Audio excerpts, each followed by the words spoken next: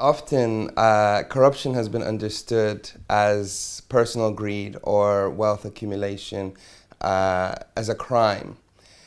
But what happens when corruption is the system, in an unaccountable system? What happens when the rules of the game de facto are corruption?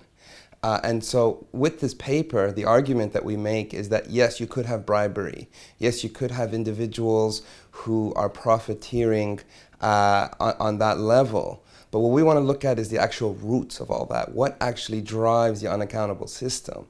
And in doing so, we've identified a very specific type of corruption that is how political parties profit from a very wealthy Iraqi state driven by oil revenue. We met ministers, we met the senior most state functionaries, and they seemed powerless. They couldn't control their budgets, they couldn't control corruption, they didn't know what was going on in their own ministries. So we pushed our investigation further down. Above the normal civil service grades, there's a series of positions which are off the salary scale, which have come to be in the gift of senior Iraqi politicians who use them to place their own party men and women in senior positions of responsibility. The scheme itself actually existed before 2003 as the salary band, the very technical scheme.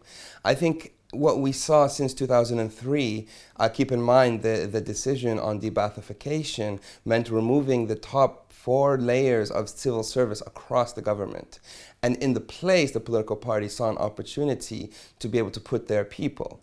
And it really took off under the premiership of Nouri al-Maliki, where he saw a way from beneath to entrench his power in the system. The population of Iraq, optimistic in 2003 after their liberation from 35 years of Ba'athist rule, have slowly become more and more angry, more and more alienated from the political system, centrally because of the widespread corruption, politically sanctioned, that this is the extraction of state resources from institutions going into the party political budgets and then into personal greed after that.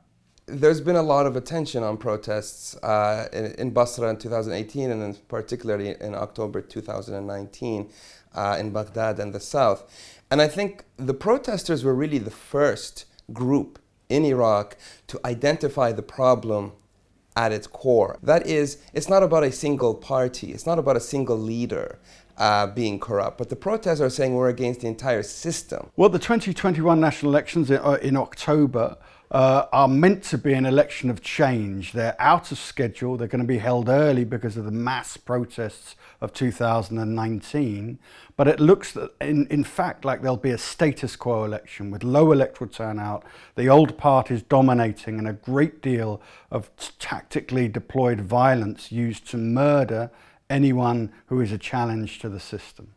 Often you have international, let's say, diplomacy that finds a friction in a country like Iraq because the way the game is played in Iraq is different to the expectations of that kind of Western state system.